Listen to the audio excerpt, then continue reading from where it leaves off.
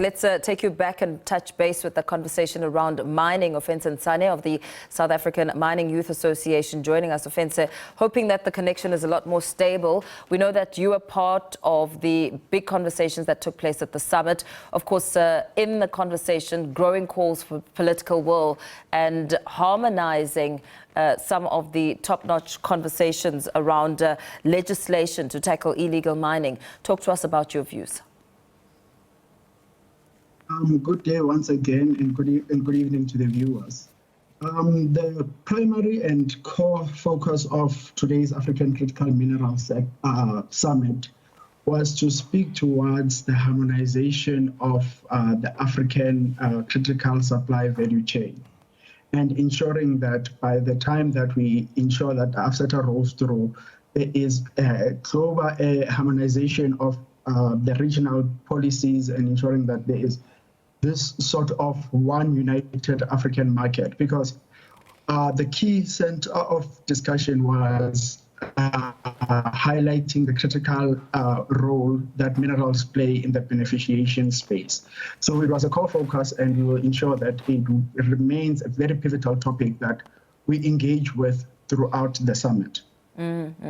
With those engagements, we know that abandoned mines at the center of crime syndicates across the country, illegal mining continuing to cost South Africa's economy more than 70 billion rand in gold a year. How can opportunities be utilized to boost developing economies as you engage in such conversations and try and find the loopholes to better the sector?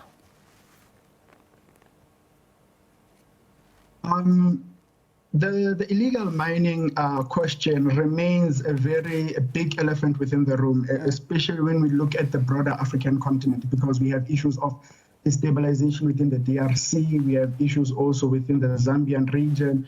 Africa as a whole, in terms of this illegal and junior scale and artisanal mining question, it remains at the forefront. So we must, as number one, as a unit, find a consolidated effort and approach to answer this question of illegal mining and try to find ways to convert illegal small-scale mining into artisanal mining, because we have institutions such as the IDC focusing on the development of small-scale and junior-scale mining. So number one, in order for us to address the question of illegal mining, we must seek to convert these illegal mining scale operation and support small-scale junior miners into artisanal mining institutions, so that they can, number one, benefit into the entire economy without putting the lives of young people especially at risk.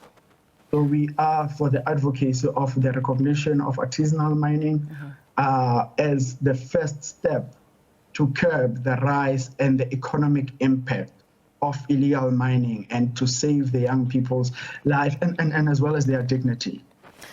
As you focus on what is happening in South Africa, what do you find to be the common thread as you look across the continent? Because this is not a challenge which is unique to just South Africa.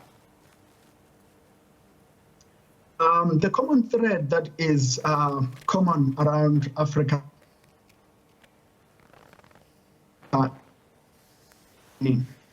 different African countries speak about the legislation and the red tape and the high barrier of entry that is within the mining. And it's a core focus of the African Critical Minerals Summit as to how do we jointly and collectively lower the barrier of entry, especially to young people. How do we ensure that funding opportunities are available to young people?